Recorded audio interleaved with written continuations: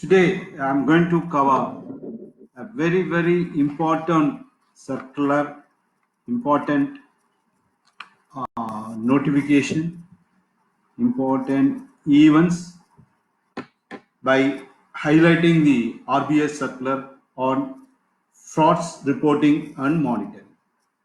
This is very important thing. But before going to that, I want to say that this video presentation is a knowledge-based video presentation, and I want to start with that. As an auditor, I want to say if any fraud is undetected during the course of audit, then if it is not found by the auditor or chartered accountant, then he will be held responsible for the loss to the bank apart from losing the certificate. Otherwise, I have to face our institute action. So you have to be very careful in doing the audit. Okay. Now you have found out a fraud, or you came to know that there's a fraud that has already occurred, that is already there in the branch. Now you have to report. You have reported. What is the next step? What these are steps taken by RBI and the head office? When you find a report, when you find a fraud, you have to report the bank's head office, that is MD and CEO, and as well as to the RBI. This also depends on the nature of fraud you have to report. Yes, you are reported. Then what is the report? After reporting, what is happening, how RBI is taking care of this type of frauds? That is the thing we have to discuss. I am going to discuss on this point. I am going to highlight all the importance of that RBI circular. I request you all to go and read the RBI circular on frauds reporting and monitoring. It's a very beautiful circular, and I wonder, because I enjoyed in reading that circular. Please go through it. You will get all first-hand information. Then that is real supervision done by RBI. RBI has issued master circular to control, regulate, monitor frauds in banks. These provisions are applicable to all scheduled banks, scheduled commercial banks, excluding RRBs. These directions are issued with a view to providing a framework to banks, enabling them to detect and report frauds early and taking timely consequent actions like reporting to the investigative agencies so that fraudsters are brought to book early, examining staff accountability, and do effective frauds in risk management.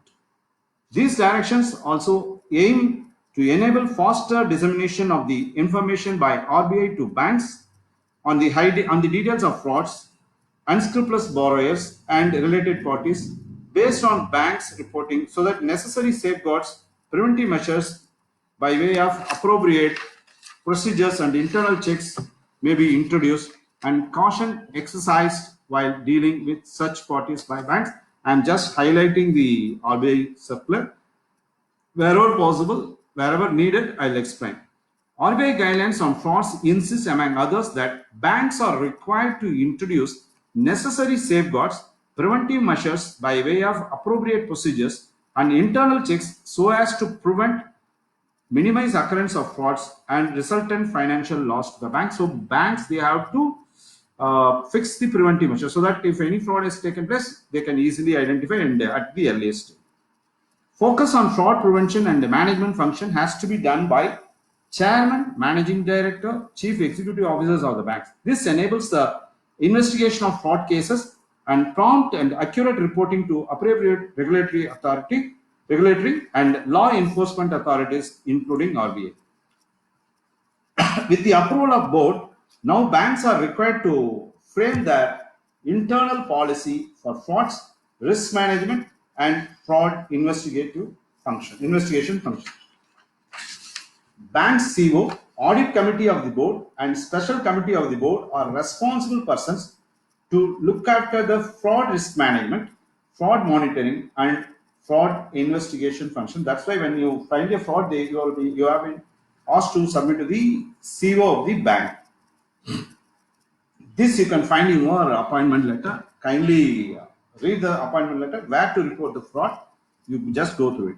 In order to have uniformity in reporting, frauds have been classified based mainly on the provisions of IPC, that is Indian Penal Code. That is, first thing, misappropriation and criminal breach of trust, fraudulent encashment through forged instruments, manipulation of books of account, or through fictitious accounts and conversion of property. C. Unauthorized credit facilities extended for reward or illegal gratification.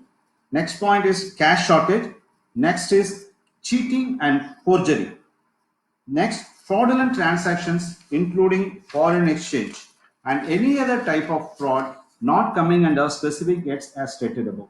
Only in this seniority, as per the sections quoted in IPC, frauds have been fixed. With reference to cash shortages and fraudulent forex transactions involving irregularities and violation of regulations have also to be reported as fraud if the intention is to cheat or defraud is suspected or proved. So when there is an intention to cheat or defraud, then this cash shortage and fraudulent forex transactions have to be reported. RBI has specifically classified the following activities of fraud. That is, there are two types of frauds in this. Cases of cash shortages more than 10,000 rupees. If there is any cash shortage, if it is not reported more than 10,000, it's a fraud, including in ATMs. Then cases of cash shortage of more than 5,000, if it is deducted by management, there it is found. If when shortage is found, directly it is fraud. In second case, if it is more than 5,000, if the shortage is found out by management or by auditor or by inspecting officer and not reported on the day of occurrence by the persons handling action, that is the day in which the shortage has taken place, that thing has to be reported to the head office. If it is not reported, then that is called as fraud. Then there's one registry is called Central Fraud Registry, CFR. CFR based on fraud monitoring returns filed by banks and the selected FIs, that is financial institutions, including the updates thereof, has been made available, for which banks have been given access through user IDs and password. Because any fraud, they have to report to CFR, Central Fraud Registry. There, all banks can go and look into it and take the details. CFR is a web-based and searchable database. It's a web-based thing. Now, the practice of issuing paper based on caution advice. Before CFR, there is one thing called CA, that is caution advice is there. Now that practice has been discontinued, but anyhow that is being referred in if needed. However, CS, that is caution advice on frauds, including attempted frauds, having systematic implication will be issued as and when required. RBI has advised banks to make full use of caution advice or CFR for timely identification, control, reporting, and mitigation of fraud risk. RBI further advised banks to put in place proper system and procedures to ensure that the information available in caution advice and the CFR as a part of credit risk governance and fraud risk management. So CA, that is caution advice, and CFR is very much important. Now, reporting of frauds to RBI. How banks they are reporting to frauds to RBI. Every bank has to send frauds monitoring returns. Just like the income tax return, everything, there is one return called frauds monitoring returns. That is called as FMR, and data based on the frauds reporting and monitoring system. That system is called as FRMS. In order to submit all the FMR, that is frauds monitoring returns, banks should specifically nominate an official of the rank of general manager. So general manager of the bank, he has to look after the FMR submission to the RBI, who is fully responsible for reporting. There are three types of FMR. FMR 1 is report on actual and suspected frauds to be submitted. Actuals and suspected fraud. That means in fraud there are two types, actual and suspected. So that has to be submitted within 3 weeks of deduction or within 1 week of deduction if the amount of fraud involved exceeds 1 crore. So less than 1 crore within 3 weeks, the bank has to submit in FMR, that is fraud monitoring returns. If it is more than 1 crore, within a week of detection, that has to be reported. FMR2 is quarterly report on frauds outstanding. The frauds outstanding to be submitted within 15 days of the quarter. Every quarter, FMR2 has to be submitted. That is next month after the end of the quarter, that is 30th June, 15th of July, they have to report FMR2. That is with reference to frauds outstanding. Then FMR3, that is quarterly progress report. There it is fraud outstanding. It is quarterly progress report. That is what is going on frauds to be submitted within 15 days of the quarter end. This is the 3 returns bank they have to submit to RBI. To submit this, the officer is equivalent to the rank of general manager. He is looking after the reporting to RBI. Apart from that, a monthly certificate in respect of frauds has to be submitted by the bank to RBI within 7 days from the end of the month. So again, monthly report also that has to be submitted to RBI, because this information will be useful to all chartered accountants and for students, because these details you can get only from the RBI side. For your benefit, I am just highlighting the RBI circular. Fraud reports should also be submitted in cases where central investigating agencies have initiated criminal proceedings suo motu, and or where RBI has directed that such cases be reported as frauds. Banks other than foreign banks having overseas branches, officers should report all frauds perpetrated at such branches and offices to RBI. Banks have to submit a flash report for frauds involving amounts of rupees 5 crore and above within a week of such frauds coming to the notice of bank's head office. So the bank has to submit a flash report if the fraud exceeds 5 crores and above. Flash report has to be submitted to RBI Central Office Mumbai as well as CFMC, that is Central Fraud Monitoring Cell Bangalore, in the form of a detailed letter. They have to submit FR, that is flash report has to be submitted. Flash report should also include amount involved, nature of fraud, modus operandi in brief, name of the branch, officer involved, office involved, name of the parties involved, that constitution, name of the proprietors, partners, directors, name of the officials involved in lodging the complaint with police, who has lodged the complaint with police or CBI. Everything should be there. Then RBI has observed, while scrutinizing FMR returns from the banks, that certain fields in the returns are left. Suppose in a hurry, FMR is not fully filled, then that is a inadequate detail. So RBI has requested that banks should ensure that the data furnished are complete, accurate, and up to date. Banks have to have given the time to submit all the details in FMR. Banks have to specifically state that the details are at present not able to submit, or details are at present not available and will be presented later. In that manner, they have to fill and submit the FMR. See, there is CFMC, that is Central Fraud Monitoring Cell Department of Supervision Central Office is located at Bangalore. Will have to record of officers of all banks, financial institutions responsible for fraud. So they have to maintain the record, who is the officer, who is the person did the fraud. All fraud details have to be submitted with updates to CFMC banks. So fraud has to be submitted, officers details have to be submitted, everything is being updated in CFMC. Then if the report is being submitted on delay, so delay in reporting frauds, so the banks are advised to submit the FMRs to RBI without delay. Banks must fix the staff accountability in case in respect of delays in reporting the fraud to RBI. This creates problem for all banks as they are not able to update the fraud schedule. Suppose if anything is omitted, if some banks want to refer, then it is not possible because the delay will not be permitted. So the RBI will levy a penalty for delay and Section 47A of Banking Regulation Act, and the penalty is not exceeding 20 lakhs per mistake of delay, and if continuous, it is 50,000 rupees per day the penalty will be levied. This is stated in Section 47A of Banking Regulation Act of 1949. And boards should be reported all frauds exceeding 1 lakh and above promptly on that direction.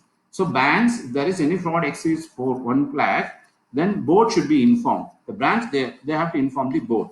Those reports should, among other things, take note of the failure on the part of the concerned branch officials and controlling authorities and give details of action initiated against the official responsible for the fraud. The main aspects which is to be taken into account while making such a review is whether the system in the bank are adequate to detect fraud. See, the board has to review the system, whether the system in the bank are adequate to detect the frauds once they have taken place within the shortest possible time. So there will be chance for fraud, there will be system weakness, but that system should be able to identify the fraud identify the fraud and has to be found out within the shortest possible time. Then second thing, whether frauds are examined from staff angle and wherever necessary, the cases are reported to vigilance cell for further action in the case of public sector banks. Whether deterrent punishment is meted out wherever warranted to the persons found responsible. Whether frauds have taken place because of laxity in the following the system and procedures as and if so, whether effective action has been taken to ensure that the system procedures are scrupulously, that is, in bad manner following by the staff concerned. Whether frauds are reported to the local police office or CBI, as the case may be, for the investigation as per the guidelines issued in this regard to the public sector banks by Government of India. It's very simple. Is there any sufficient procedure to identify the fraud easily? Then who has committed? Who is accountable? Then what is the result? And how it is modus operandi, everything they have to identify, and whether this is it a fit case to submit to the police or CBI, everything has to be decided in this. And at next stage is annual review. Every year these reports have to be reviewed annually. So the annual review is to be conducted as the first point is the total number of frauds detected during the year and the amount involved as compared to previous 2 years. That means they say that there will be fraud in every year. So what is the total amount of fraud detected during the year with amount, and you compare that with the 2 previous years. That is the first thing. That is in the annual review RBI will do it. Then analysis of frauds according to different categories are all and also in different business. Where the fraud has taken place in different category and also in different business area. Modus operandi of major frauds reported during the year along with the present situation. Modus operandi means how they did that fraud, way of doing the fraud. That is called modus operandi of the major fraud that has to be reported. That has to be reported along with the present situation. Then detailed analysis of frauds of rupees 1 lakh and above. So the frauds exceeding 1 lakh and above have to be discussed in detail in the annual review. Then estimated loss to the bank during the year on account of frauds, amount recovered and provisions made. So this is the thing. Then number of cases with amounts where the staff are involved and the action taken against the staff. Then region-wise, zone-wise, state-wise breakup of frauds and amount involved. So everything will be there in the annual review. Time taken to detect the fraud. Within how much time that fraud has taken place, that has also be dealt in the annual review. That is number of cases detected within 3 months, 6 months or 1 year. Suppose if any fraud is committed, then within whether it has been detected within 6 months or 3 months or 1 year, that has to be mentioned. Then position with regard to frauds reported to CBI and the police. This is nothing but getting details. So the bank has reported the fraud to CBI or police to investigate, and what is their latest position. Then number of frauds where final action has been taken by the bank and cases disposed of. So what is the final decision? What is total number of final days decision taken during the year and the cases disposed of. Then next is preventive and punitive steps taken by the bank during the year to reduce and minimize incidents of fraud. What is the steps taken by the bank to reduce the fraud, incidents of fraud? That is the thing. These things have to be reviewed annually by board and as well as by RBI.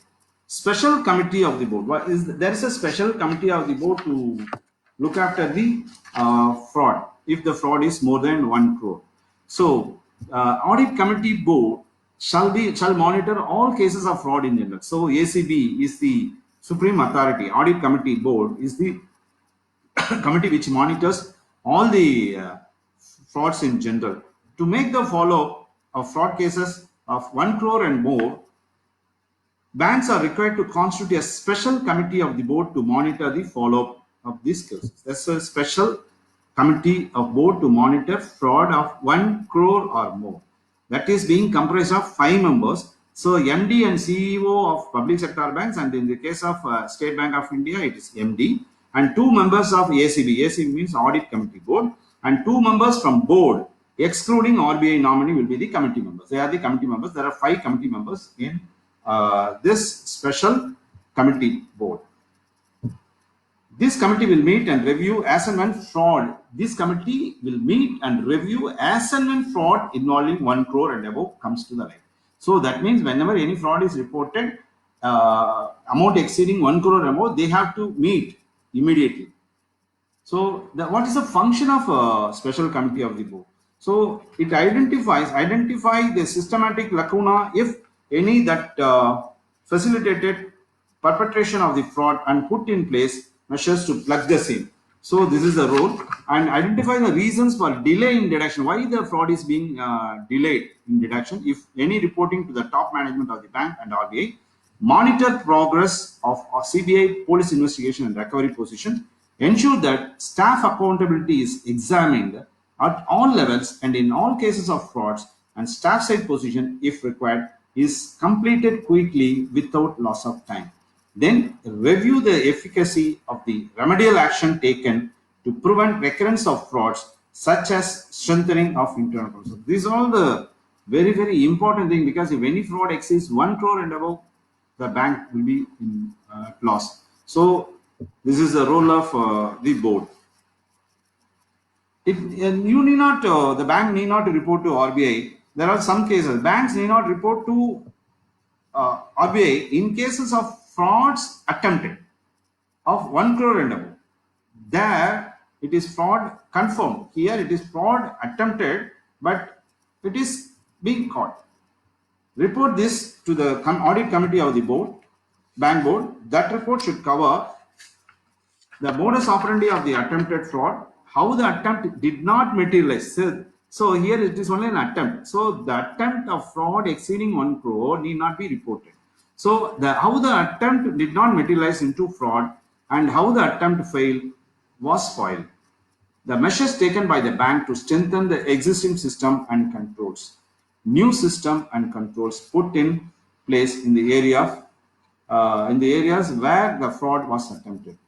Okay, now this is the supervision. Now they monitored. Now everything is being entered. Now they have to close the fraud. How the bank they are closing the fraud? There's a specific circular in RBI. There's specific guidelines. If the bank closes the frauds of 1 crore and above, then the bank has to report to Central Fraud Monitoring Cell RBI and Senior Supervisory Manager of RBI. Because only after getting permission from SSM, that is Senior Supervisory Manager, the fraud cases can be closed by the banks. Fraud cases pending with CBI, police, court can be closed only after getting permission, because the cases are already been with the CBI or police or court. These cases can be closed only after getting the prior permission. The examination of the staff accountability has been completed. Already the staff accountability inquiry has already been completed. The amount of fraud has been recovered or written off. But in one of the cases, they said if any fraud is committed, it's a fraud. Even though the amount is being returned, it is a fraud. This is being the statement given by one of the CBI officer. So fraud is fraud. So recovery, that is a different issue, but closure, it also depends on the RBI direction based on the particulars furnished by bank to RBI.